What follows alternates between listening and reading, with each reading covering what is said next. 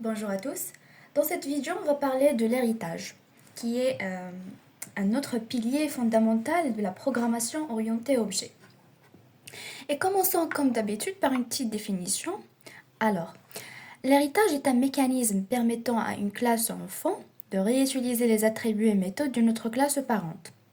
Et la classe enfant peut également ajouter de nouvelles fonctionnalités ou redéfinir celles héritées. Et on va voir tout ça par la suite dans notre exemple.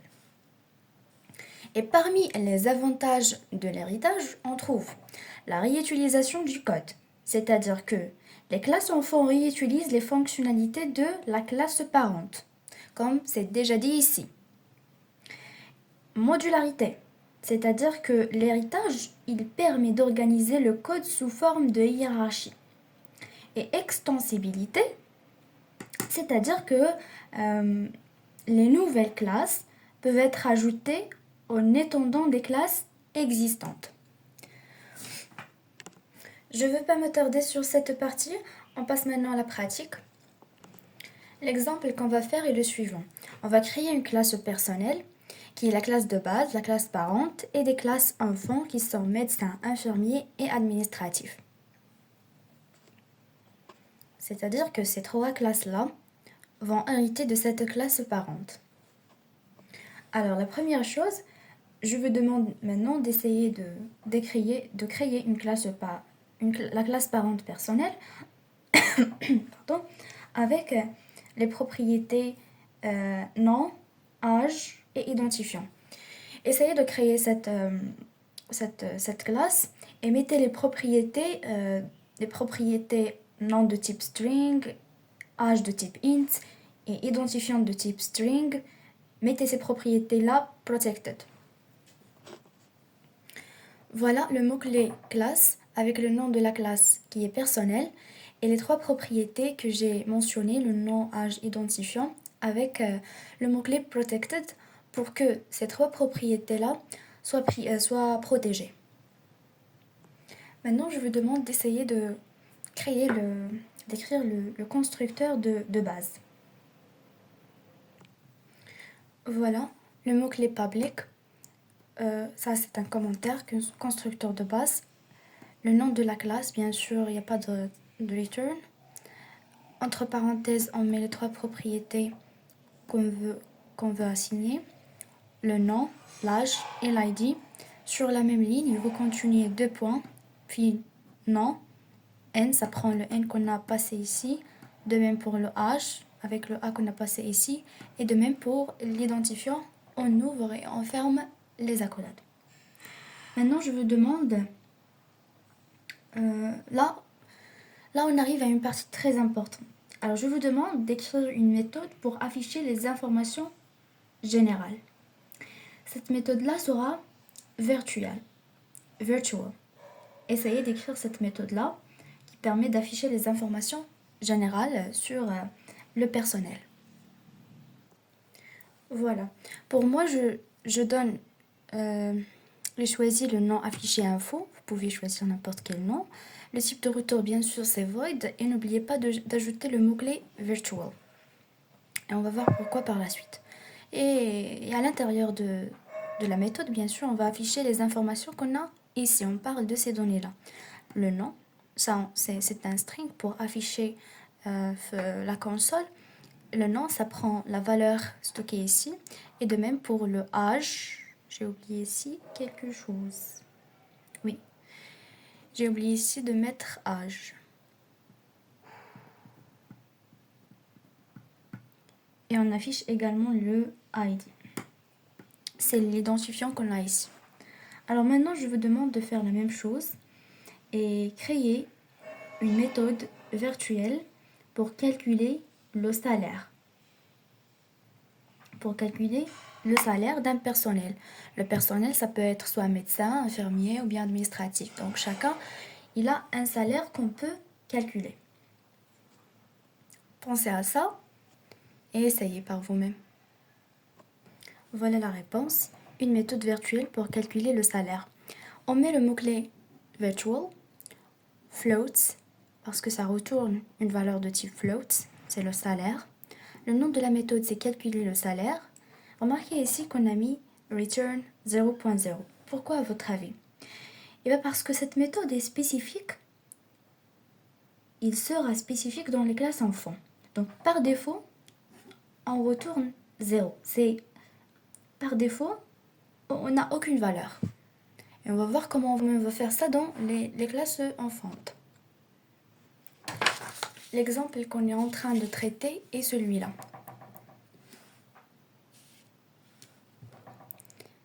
On a créé la classe parente personnelle. Maintenant, on va essayer de créer les autres classes. Et commençons par le médecin. Alors, essayez de créer la classe médecin qui porte des propriétés. Et je vous propose de mettre les propriétés spécialistes. Par exemple, la spécialité,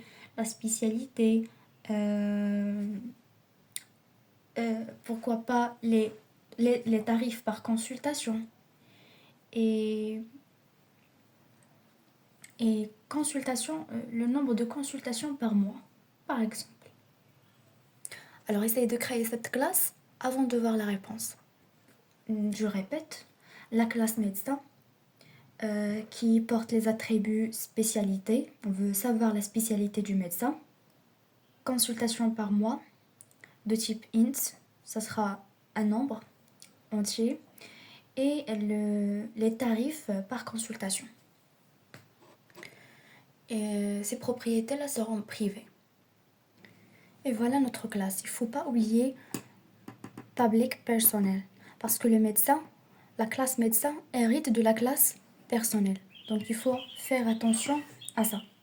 Après, on a dit qu'on va avoir 3 propriétés privées. Voilà, string spécialiste, int consultation par mois et float tarif par consultation. Maintenant, essayez de vous concentrer et essayez de créer le constructeur de la classe médecin. Et n'oubliez pas que la classe médecin hérite de la classe personnelle. Il faut voir comment on va faire ce constructeur, sachant que la classe médecin hérite de la classe personnelle. Voilà notre constructeur. Alors, on commence par quoi? On commence par le mot-clé public. Après, le nom de la classe, qui est médecin. Et entre parenthèses, qu'est-ce qu'on met? On met toutes les propriétés qu'un médecin peut avoir. D'abord, en fin de compte, un médecin, c'est un personnel. Un médecin hérite de la classe personnelle. Et on a ici déjà un personnel. Il doit avoir le nom, l'âge et l'identifiant. Du coup, on commence tout d'abord ici par donner le N, c'est-à-dire le nom, âge et ID. Ça, c'est spécifique à la classe personnelle. Mais le médecin doit aussi avoir ces 3 propriétés. Alors ici, ces 3 premiers arguments sont nom, âge, identifiant. Ils viennent de la classe personnelle. Ensuite, on a ces 3 autres propriétés, spécialité, nombre de consultations par mois et le tarif. Ces 3 propriétés sont celles-là. Et puisque la classe médecin hérite de la classe personnelle, on met ici 2 points. Après le nom de la classe parente qui est personnelle. Et entre parenthèses, on met les 3 propriétés avec les mêmes noms que vous avez donnés. N-A-I-D, N-A-I-D, virgule, et vous mettez le reste, comme vous avez fait ici. Nom, N, âge, A, identifiant ID. La même chose ici, on fait spécialité, S, c'est celui-là, le S spécialité. Consultation par mois, c'est celui-là, NP consulte. Et tarif par consultation, entre parenthèses, on met le tarif qui est celui-là. Et puis, ouvrez et fermez les accolades. Donc, voilà notre constructeur. Qu'est-ce qu'on va faire maintenant? Rappelez-vous de cette méthode virtuelle qu'on a déclarée, qu'on a définie ici. Cette méthode qui permet d'afficher les informations générales. virtual void afficher info. Maintenant, ça, c'est dans la classe personnelle. D'accord? C'est la classe parente. Maintenant, je vous demande de redéfinir cette méthode dans la classe médecin. Pourquoi? Parce que je veux afficher les informations. Je veux afficher les informations de ce médecin. Je veux afficher.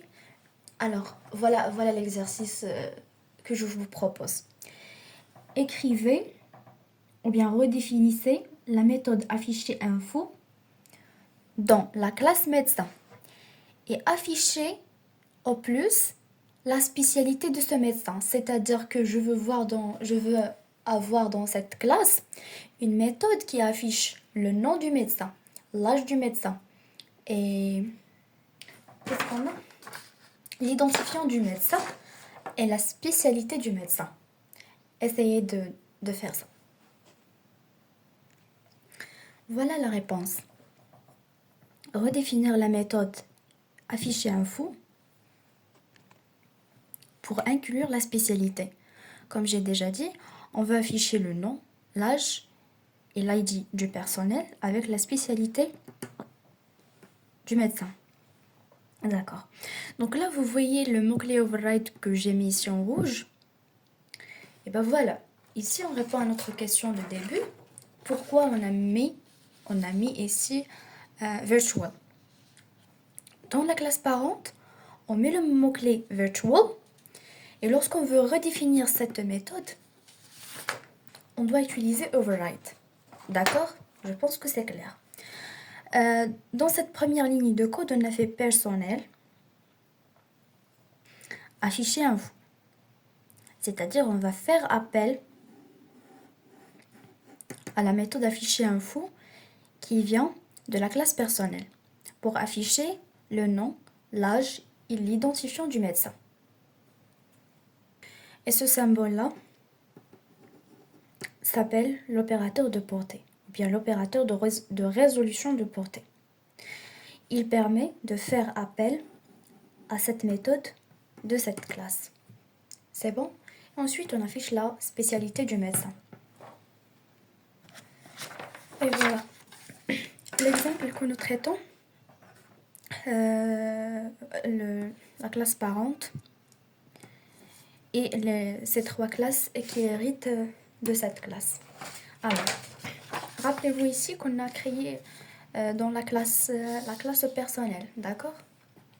La classe personnelle, on a créé deux méthodes. La première méthode, on l'avait déjà définie dans la classe médecin. Maintenant, faites la même chose pour la méthode calculer salaire.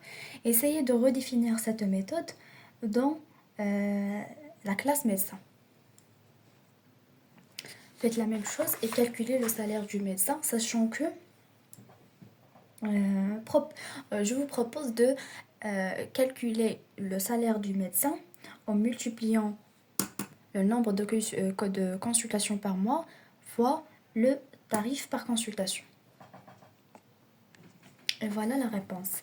Méthode pour calculer le salaire du médecin. La méthode retourne une valeur de type floats. On fait de même override parce que on a utilisé ici le mot-clé virtual dans la classe personnelle. Et on fait return. Le résultat, c'est consultation par mois fois le tarif par consultation. Voilà, passons maintenant à la deuxième classe enfant qui est infirmier. Essayez de créer la classe infirmier qui hérite de la classe personnelle avec les propriétés que je vais vous écrire maintenant. Alors, je vous propose de mettre les attributs suivants. Un service de type chaîne de caractères pour dire le service auquel cet infirmier appartient et le salaire fixe de l'infirmier. Alors, essayez de faire cette classe et n'oubliez pas que la classe infirmier hérite de la classe personnelle. Et voilà la première partie, comme vous savez, mot-clé classe, le nom de la classe, et puis pour dire que cette classe hérite de la classe personnelle, on fait 2 points, public, personnel. Les données sont privées, service et salaire fixe. Alors maintenant, essayez de créer le constructeur de cette classe infirmier. Voilà le constructeur d'abord le mot-clé public, après le nom de la classe infirmier. Ensuite, on met les trois propriétés name, âge, ID. Ces propriétés, n'oubliez pas qu'ils appartiennent à la classe personnelle. Mais puisque infirmier hérite de la classe personnelle, doit avoir lui aussi un nom, âge, identifiant. Ensuite, les deux propriétés qui restent et qui sont spécifiques à cette classe infirmier, qui sont le service et le salaire. Donc j'espère que c'est clair. D'abord, vous commencez par les propriétés de la classe mère, qui sont le nom, âge, ID du personnel.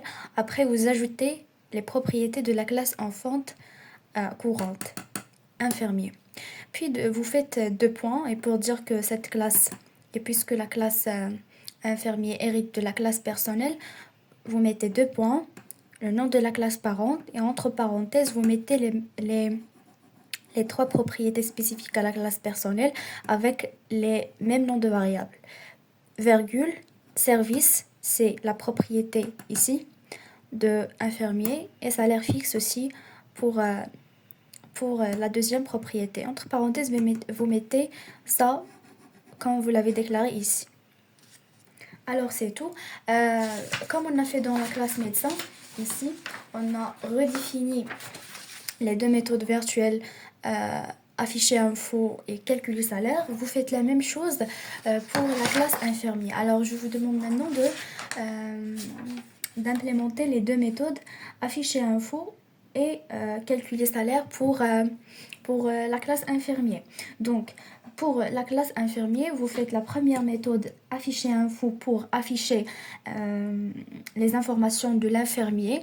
D'abord, vous affichez le nom, l'âge et l'identifiant de l'infirmier. Après, vous affichez le service, seulement le service avec les 3 autres propriétés spécifiques au personnel que j'ai tout à l'heure mentionnées. Et aussi la deuxième méthode, calculer salaire, vous affichez tout simplement, ou bien vous retournez le salaire fixe ici dans les propriétés. D'accord? Alors essayez par vous-même avant de voir la réponse. Alors voilà, donc j'espère que l'idée commence à s'éclaircir sur la façon d'utiliser l'héritage dans la pratique. Voilà, la méthode afficher info dans la classe infirmier. Il nous retourne rien avec le mot-clé override. L'opérateur qu'on a déjà utilisé auparavant, l'opérateur de résolution de portée, pour afficher le nom, âge et identifiant. Et cette ligne de code, cout service pour afficher le service de l'infirmier. D'accord? Et la deuxième méthode, c'est une méthode qui retourne le salaire fixe. Bien sûr, le type de retour, c'est float, parce que ici, le salaire fixe est de type float, et on fait tout simplement return. Donc ici, voilà, la classe personnelle, on a calculé salaire de type, son type de retour, c'est float, et le retourne 0,0. Et pour la classe médecin, calculer salaire aussi retourne son type de retour, c'est float, et il retourne le résultat de cette multiplication. Il nous reste maintenant la troisième classe enfante, qui est la classe administrative. Essayez de créer cette classe-là, qui hérite de la classe personnelle, et dont les attributs sont poste de type string et salaire mensuel de type float. Essayez de créer toute la classe, les attributs, ces attributs-là, ajoutez ces attributs-là avec le constructeur, la méthode afficher info et la méthode calculer salaire. Et prenez en considération tout ce qu'on a fait dans cette vidéo. Voilà, le nom de la classe, c'est administratif, puisqu'elle hérite de la classe personnelle, on fait 2 points public personnel. Les attributs déclarés sont poste et salaire mensuel, sont privés parce qu'on a ici le mot-clé private. Ensuite, on a le constructeur. Bien sûr, on met le mot-clé public. Le nom de la classe, administratif. Et entre parenthèses, on commence tout d'abord, en déclarant les arguments, on commence tout d'abord par les propriétés liées à la classe parent, qui sont nom, âge et identifiant. Et ensuite, on commence à ajouter les autres propriétés spécifiques à cette classe, qui est administratif. Et qui sont P pour le poste et float salaire pour le salaire mensuel. Voilà. Puis on ouvre et on ferme les accolades. Les deux méthodes suivantes, la première méthode, c'est celle qui permet d'afficher les informations de l'administratif. Bien sûr, c'est une redéfinition de la méthode afficher info avec l'inclusion du poste. Voilà, void afficher info. N'oubliez pas le mot-clé override. Après, on utilise l'opérateur de portée pour faire appel à la méthode afficher info de la classe personnelle. Et ensuite, on affiche le poste lié à l'administratif, celui-là. La deuxième méthode, c'est la méthode qui permet de retourner le salaire mensuel. Voilà, il retourne une valeur de type float.